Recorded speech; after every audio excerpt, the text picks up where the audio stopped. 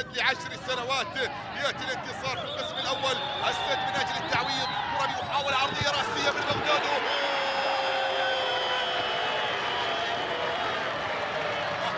لو انحنى في الاولى لن يفعل في الثانيه. السد من اجل التشبث بالامال ومن اجل العوده الى المركز الثالث واحياء امال المنافس. سيبدا براسيه جزائريه من ابن الصحراء بغداد.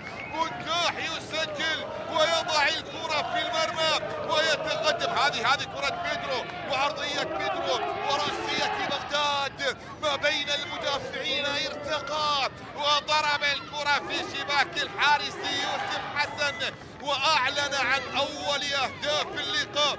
اول الاهداف ياتي مبكرا في هذه التمريره الى علي اسد. علي اسد داخل منطقه الجزاء. علي مر تقدم ركله جزاء لا زالت مستمره. بغداد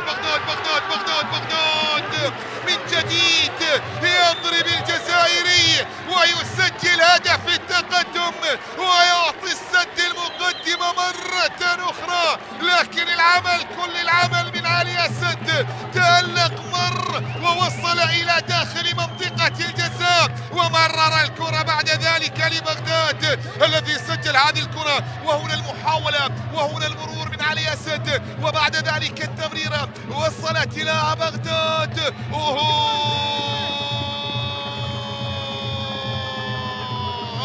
في الموعد المناسب وفي المكان المناسب. بغداد يسجل 7 أهداف في بطولة الدوري وثاني أهداف في مباراة اليوم ويعطي